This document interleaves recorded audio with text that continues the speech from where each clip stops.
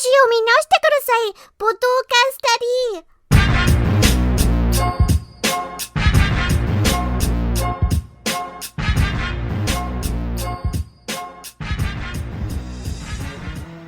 Ladies and gentlemen, welcome to another episode of Weeb Shit Monday. It is finally happening. I finally got around to reading Berserk.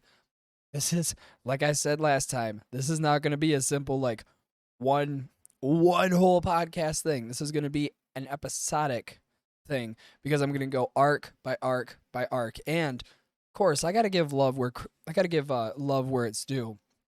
The first arc that I'm going to be going through is the Black Swordsman arc. Now, I know the Golden Age arc is the one that gets all the movie adaptations, that gets all of the love and praise for being such a great arc in the Berserk saga, but I feel like not a lot of people acknowledge the Black Swordsman arc for what it is. It's an introduction to Guts' character. Now, I've heard this argument a lot that says that, well, Guts' character isn't really shown that well in the Black Swordsman arc. You know, we don't get to see the grueling badassery of Guts that we see throughout the rest of the series. We don't see him be this big demon hunter, and we do though. Like you don't understand. In the Black Swordsman arc, we see him in the first town. I mean, actually, the first page of Berserk that was ever created was him having sexual relations with a woman. So we're like, okay, it's gonna be one of them. It's gonna be one of them mangas. All right, bet. But then her face distorts into a gigantic demon, like just a monster, and you're like, "Oh fuck!" And just kills him. And of course, it gives the famous line, "I'm gonna give you a taste of heaven before I send you to hell." Love it. Mwah. Great way to open up a manga like Berserk. So we move into the first town, and the first town is where he meets Pluck, which Pluck is not my favorite character, mostly because in a series as dark as Berserk is, I think Pluck is just comedic relief. And not even good comedic relief either. It's more comedic relief of like, this is getting a little too fucking dark here, folks. We need to bring it back a little bit with some comedic haha funny look at little chibi character being chibi things. And they try. I could tell definitely that the writers wanted Pluck to be this sort of conscience on his shoulder, you know, be Guts' conscience, because most of the time he gets Guts saying, if you're weak, you deserve to die. If you can't fight your own battles, fucking die. If you can't hold your own, well, guess what? I'm gonna give you the same answer as the other question, fucking die. And that doesn't change. That is not a changing thing, that after a big event happens, he doesn't go, oh, maybe I was too hard. No, that's just how Guts is this entire arc. Is like, if you are weak, you deserve death. You are nothing but an ant in the battlefield, and you do not deserve to live. I am not going to be the controller of anybody. If you can't fight your own battles, that won't be me. So the first town that he visits, he goes into a bar and saves Pluck. Not really saves, more or less just kills the guards there, or kills the army that's invading one of the bars, simply because he wants to find their ruler or their leader. And Pluck just happens to be getting fucked with, which, you know, it's I saved you simply because you were here. I didn't save you because that's what I intended to do. No, I just saved you because you exist in the same time frame that I was here. That's it. That's all. If you weren't here, probably wouldn't have gave a fuck about you. So, of course, goes all through that, finds the leader, and there's one scene after he kills the main guards in the bar where he's talking to the king. It's either king or the hierarchy of that village, where the guy's like, I'm sacrificing women and children to this leader, so he'll save my village. My people will be saved. And Guts like, no, like he's laughing while he's saying this because he sees right through the bullshit of this guy who is so afraid of the conqueror coming to take his village. He's like, no, you're not saving your people. You are not worried about your people being saved. No, you are worried about your own ass. And that is clear as day that you want your ass to be saved, not your village. And it's true. It's called out. If you can view something like, sending your people off to get as sacrifices, such as women and children. I mean, I understand men, because men 90% of the time in most stories are not really sacrifices. They're more soldiers that will go to war. I get that. I understand that. So sending just women and children, you definitely tell that he's just saving his ass. And of course, that's this Guts killing all of these people in the bar. That starts up a whole shitstorm with the Conqueror. And of course, the priest or the preacher goes to the Conqueror's castle and says, "I'm sorry about the black swordsman.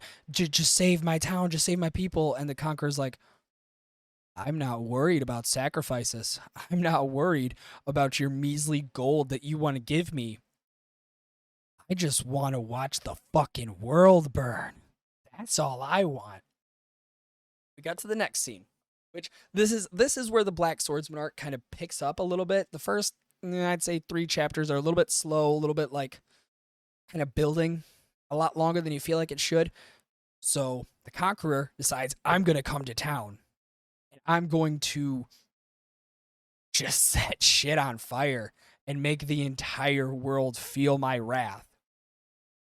Lo and behold, that's what he does. Until Guts arrives, he says, the Conqueror sees that the Black Swordsman is here. And, he kind of whips the piss out of him, just beats the shit out of Guts.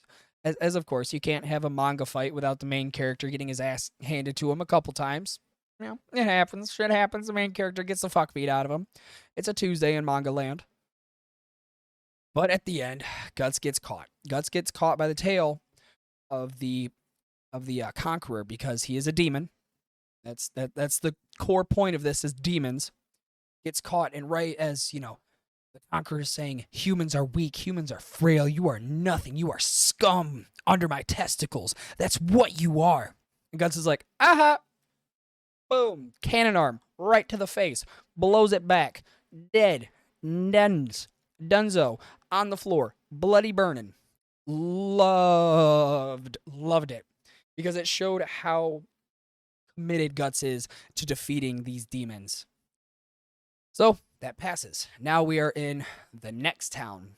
And this is where the Black Swordsman arc is mostly held.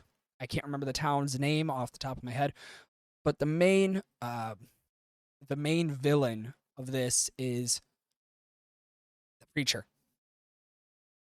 The preacher is the main villain of this, and he is this fat, obese leader. Just like kind of like a leader you would imagine would be in like this 1800s. If I could give a good time frame, like the 1800s, just this fat, obese, like kind of look like a 90s, like a 1950s judge. Got jowls the size, like take up his whole neck. He looks like that, and he is just power hungry. Of course, he sees Guts walking in and he says, I know what you are. I know exactly why you're here. And Guts is just like, I want the smoke. So he goes to fight all of the preacher's men. Just goes and fights them, and he's getting his ass whooped. It's definitely like 100-on-1 situation. So there's a guy that saves him. He saves him, throws in a smoke bomb, says, come on, help me. I got you. Come in. Help, come here, motherfucker. I threw a smoke bomb to help you out. Get your ass in here. Guts is saved. And we get a conversation topic about, why Guts is there, why the guy helping him is helping him, which basically, Count. It wasn't the preacher, it was Count. So he said, Vargas, the guy that helped Guts out, says, the reason I want to help you out is because the Count, who he is right now, is not the same Count that I knew 7 years ago. He was just fine 7 years ago. He was just a great leader until one day he found this egg-like shaped thing. And I think it's Behelm. And that's how you pronounce it, is Behelm. I think that's how you say that word. I'm still not very honest about the pronunciation of that. So when he says, once the Count found that, he turned into this monster that just wanted to mutilate corpses that would kill anything that stood in his way. He would chop them up, and he just wants them all dead. And he said, after that, I tried to get my wife and my child I tried to get my wife and my child out of there so we could get away from this evil. Of course, they got caught. Vargas's wife and child got ate, and Vargas got cut up. Just sliced, diced, ugly face. So Vargas goes on to tell Guts, "Will you save me?" And this is another point in the story where we get Guts saying, "I'm not going to avenge you. I'm not going to help you. I'm going to do it out of my own want to fucking kill the Count. It's my own want." And of course, Pluck, because Pluck always has to be here for comedic relief, especially like in the most inappropriate times. That's what I don't understand is they threw Pluck in a time like this where he goes, "You shouldn't be mean. Vargas wants your help. Vargas wants your help." And Guts is like, "I don't give a fuck. I don't care. Why should I help him? Look at him. He looks like a fucking toad. He looks ugly. Ugh. That face, gross. Why should I help him? He's weak. If he's weak, I'm not going to be responsible for him dying." Again, fair enough. You understand that Guts definitely feels if you're weak, stay away from him. And then we just get kind of sidetracked in all this. Then we get to a big moment in the story. We find Pluck is talking to the Count's daughter. I forgot her name.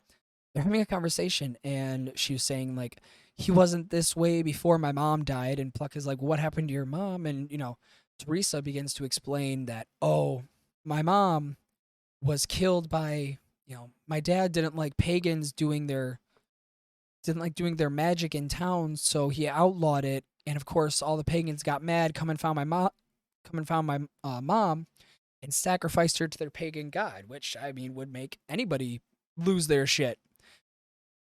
And you're like, okay, I understand. So we go and we get all that. We get Guts going into the main hall where the Count is, and the Count's sitting there, and he's like, "Yes, it's go time. We are about to throw down. We're about to throw these fucking hands with each other." And of course, Guts being Guts wants the smoke, but he tries, but Guts just gets his ass absolutely handed to him by a gigantic, disgusting, like, I love the imagery in Berserk, because the way that this demon that possessed the Count looks, it's this giant worm with a fat face, and like his eyes are slanted backwards, and it just got antennas too. So just seeing the look of these demons that are possessing people is magnifique. One of the major areas that Berserk just, I feel, stands out above the rest. So, of course, he gets his ass handed to him, but then Guts finds a way to kill him. He plays dead. The demon tries picking him up, and Guts just face gone, cuts his entire face off.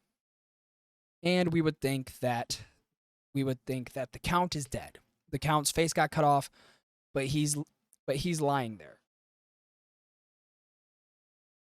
Teresa comes in and sees all. Come to find out, Teresa has been here the entire time, and she realizes that the Count, her dad, is that demon, is that gigantic worm-looking thing. And it's this big old thing of, "My dad's a worm. My dad doesn't look like this. My dad doesn't look like this." And I don't know. So we get the whole, "I never wanted to see," the Count saying, "I never wanted my daughter to see me like this. I didn't want her to know how much of a sick, fucking, disgusting demon I am." No. It happens. And then we get to the apex of the story. The demon is slain. The Count is slain. And we get to see the God Hands. God Hands. And the first thing that we get is not an explanation of what the God Hands are, not what the God Hands do, but Guts looking at one of the God Hands, dead in his shit, and just yelling, "Griffith." Griffith right at him. So you got to know there's already tension there between those two characters. And then that's the end of the, I think, second to last chapter. And all the God Hands talked to the Count in his demon form and said, we can either resurrect you for a second time and you can be brought back fully, or you can just die here and go to hell. But either way, you are going to hell. You are not escaping. You are not escaping a well life. No matter if we save you again or if you go straight to hell, your soul is ours for all of eternity. This part is definitely a little gruesome. So Teresa didn't know what actually happened with her mother. She just thought that she just thought that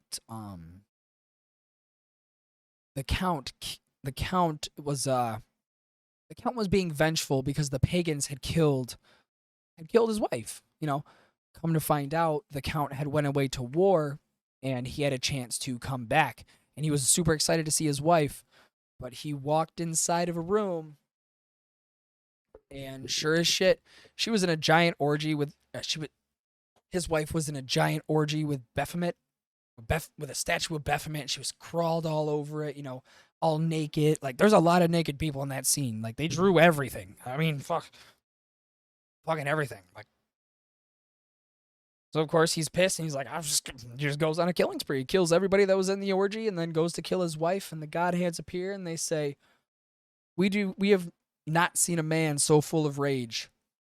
We will give you power if you make the ultimate sacrifice." And he's like, "If it's my wife, sure." Whap, kills her, gone, dead. Now he has the powers.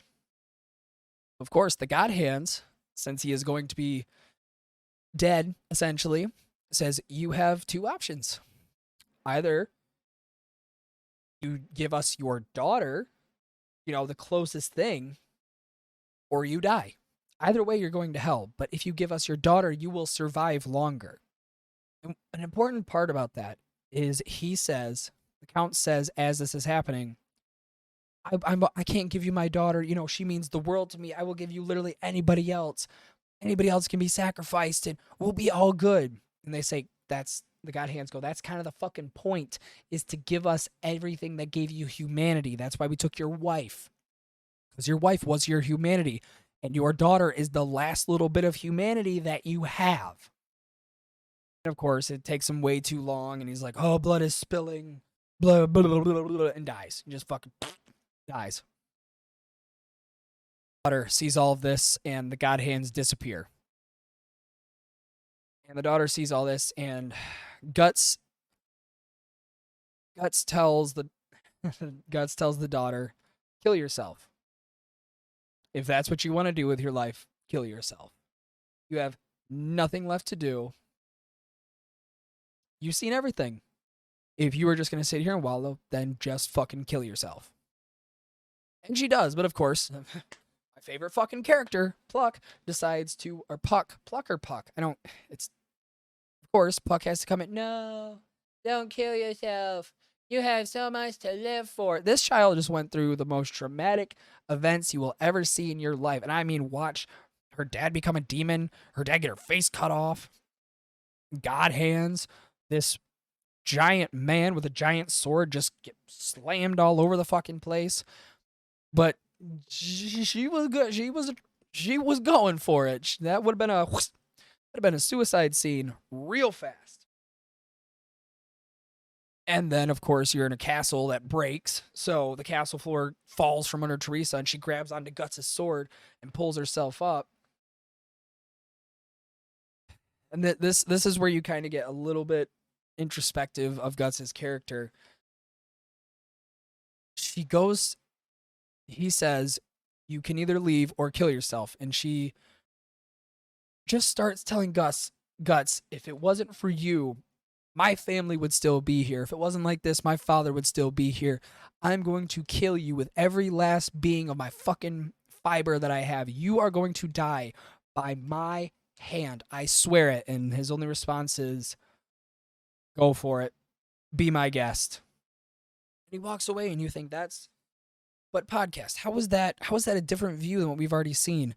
As he's walking away, you see him starting to cry, because it's kind of made reference in an earlier part of the chapter. The reason I didn't mention this is because it wasn't really complimental, like big on the story, I guess. in my opinion, but he gets brought on. He gets brought on this carriage with a priest and his daughter. And they're going. Obviously, something stops him, so he gets out and starts fighting, starts seeing a bunch of skeletons and shit. So he's like, I gotta fight. Then, of course, the daughter walks out with the preacher's head just cut off, just bloody stump. So Guts is like, I can't fight a child. But obviously, the girl, controlled by demons, like, I'll stab you. So she stabs Guts square in the abdomen, and Guts is like, okay, fuck it, fair game. Swoop, it just cuts her right in half. But right before he starts fighting the skeletons again, he throws up. Like, him hurting a child made him violently ill. And that's something that we also seen at the end with Teresa when he told her, just kill yourself. Like, just kind of shy of just straight up beating the fuck out of her, just wanting to, but knowing that it's bad. It's not going to benefit him. As he's walking away after hearing this child say, I'm gonna kill you, you see him walking away crying. Like, he's having tears just knowing that this child is by herself. The Black Swordsman arc, great intro arc to a story. A couple things I didn't like with it. I didn't like how he really didn't get much character development in any character. It was more of, they're here, they're gone. They're here, they're gone. They're here. That's the entire thing. And Guts, I understand he's supposed to be this big talking person, like this big brooding, keep my thoughts and opinions to myself sort of person, but it just sort of lacked in making me want to learn more about him. There was nothing about him that really caught my attention as it should as a character, which I know that will come further, but I just that's one of my only issues with the beginning Black Swordsman arc. I know there's a bunch of them, and we're gonna go through them all arcs. It's gonna happen. Out of, if I could give it a rating system, I would say 3.5 great swords out of 5. Artwork was amazing. Character development was but the story is there. And I know that the story gets better. So we're going to keep going on with the keep going on. Ladies and gentlemen, this has been my review of Berserk, the Black Swordsman arc. I loved it. It was great. We're going to continue on with this. The next one being the Golden Age arc part 1. Now I say part 1 because it's going to be fucking long. It's a long series, and it's the very first actual legitimate big arc of Berserk. So that one's going to be, if not a 1-2-parter, a 1-2-3-parter. But I will get to it, I promise. Thank you, ladies and gentlemen, for listening to the Podcast Daddy Variety Show Weeb Shit Monday edition. I really appreciate it. If you liked it, comment down below, rate down below. Anywhere you listen to this, let me know if you liked it. If you read the Black Swordsman arc, what you liked about it, what you disliked about it. Just let me know what you think about it. Now, obviously, if you want to find this, the video format, go to youtube.com/podcastdaddy. If you want to listen to the podcast version, any major platform, Apple, Spotify, all that fun shit. If you want to see my slow descent into madness throughout the day, go to twitter.com/enuffsnuff. I post stupid shit all day just because I just like doing it. If you want to see this beautiful face at least once a day, go to instagram.com/podcastdaddy. I think that's all the social media. That is all the social media I use. Or if you like to just see short little form content, you can go to TikTok and look up Podcast Daddy 1 because I'm an idiot and I forgot the password to my last one. So, with that being said, have a good day, have a great evening, and as always, keep your balls clean.